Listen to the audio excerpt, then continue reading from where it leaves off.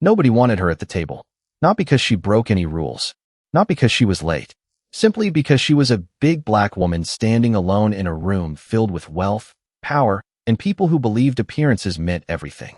Monica Brooks took one slow breath as she stepped beneath the glittering crystal chandeliers of the Whitmore Foundation Winter Gala.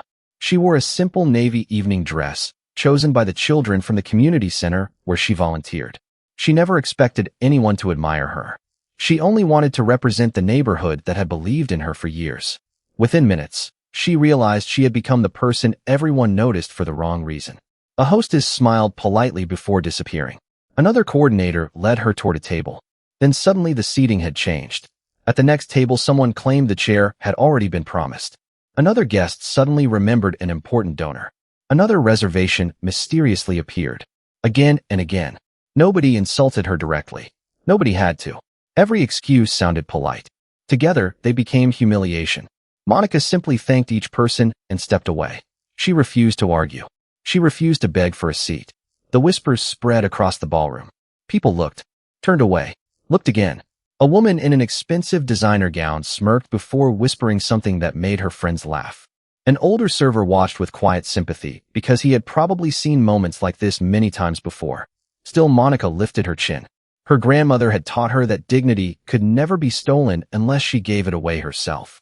So she stood alone near the edge of the ballroom, while laughter echoed beneath the chandeliers, and every empty chair somehow belonged to someone else. Only one young server treated her like she mattered. He quietly offered her a glass of sparkling water. Monica smiled and thanked him. Then she thanked him again for working so hard. For a second, the young man looked surprised. Almost nobody had noticed him all night. But Monica did. Outside the hotel, everything suddenly changed. A convoy of black luxury vehicles rolled to a silent stop. Camera flashes exploded across the entrance. Television reporters rushed into position. Inside the ballroom, conversations slowed.